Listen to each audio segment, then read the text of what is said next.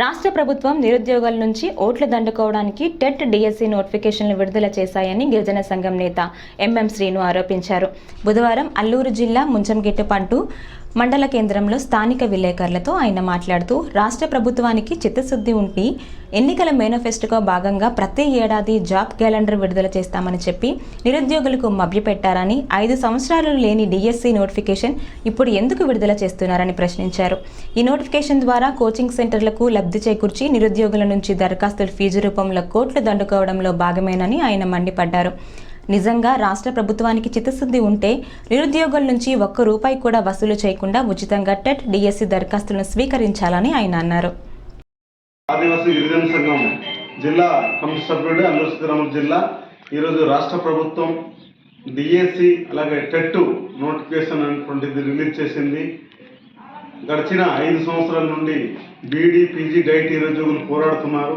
ఇప్పటి వరకు డిఎస్సి ప్రకటించని ప్రభుత్వం ఎన్నికల ముందు నిరుద్యోగులు బీఈడీ పీజీ డైట్ చదువుకున్నటువంటి అభ్యర్థుల కుటుంబాల ఓట్లు దండుకోవడం కోసమే జగన్మోహన్ రెడ్డి ప్రభుత్వం కుటిల ప్రయత్నం చేస్తుంది. ఇది గడిచిన 8 నెలల క్రితం ప్రకటించి ఉంటే ఆదివాసీ బీఈడీ పీజీ డైట్ నిరుద్యోగులందరూ కూడా సంతోషించి ఉండేవారు.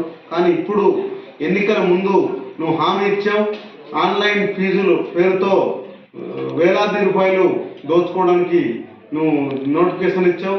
అలాగే బీఈడీ చదువుకున్నటువంటి వాళ్ళకి డైట్ చదువుకున్న వాళ్ళందరికీ కూడా ఈరోజు నువ్వు ఫ్రీగా ఆన్లైన్లో దరఖాస్తు స్వీకరించాలి. అలాగే టెట్ అప్లై చేసుకున్న వాళ్ళు కూడా ఆన్లైన్లో ఫ్రీగానే నువ్వు దరఖాస్తు స్వీకరిస్తే మేము నమ్ముతాం. లేదంటే ఇది నిరుద్యోగులు, ఎస్ఎఫ్ఐ, డిఓఫ్ఐ, గిరిజన సంఘం, ఆదివాసీ గిరిజన సంఘం, వివిధ కార్మిక సంఘాలు, వివిధ నిరుద్యోగ సంఘాలు, వివిధ ప్రజా సంఘాలు, వామపక్ష పార్టీలు ఈరోజు అడిగితే తప్ప నువ్వు ప్రకటించే పరిస్థితి లేదు. ఎన్నికల్లో నీకు ఓటమి భయం పట్టుకుంది కాబట్టి ఈరోజు ప్రకటించావు. ఇన్ని రోజులు లేని డిఎస్సి ప్రకటనలు ముందు ఎందుకు ప్రకటించలేదని మేము అడుగుతున్నాం. నీకు నిజంగా చిత్తశుద్ధి ఉంటే, నిజంగా స్టేట్ వైడ్గా నువ్వు జాబ్ క్యాలెండర్లో ప్రకటించినట్టు నీ హామీలకి నిజంగా చిత్తశుద్ధి ఉంటే ఖచ్చితంగా అన్నీ కూడా ఫ్రీగా నువ్వు ఆన్లైన్లో నువ్వు నిరుద్యోగులకి అవకాశం కల్పించు. అప్పుడు మేము నమ్ముతాం తప్ప ఇప్పుడు నువ్వు ఎన్నికల ముందు ఓట్లు దండుకోవడానికి ఈ ప్రకటనలు ఇది సరిపోదు. నువ్వు నిజంగా అవన్నీ మేము ఇప్పుడు డిమాండ్ చేసినట్టుగా అన్ని ఫ్రీగా నువ్వు ప్రకటిస్తేనే మేము నీకు నమ్ముతాం. లేదంటే నువ్వు ఎన్నికల హామీ ప్రకటన ఎన్నికల ముందు దోచుకోవడానికి అని చెప్పి మేము భావిస్తున్నాం.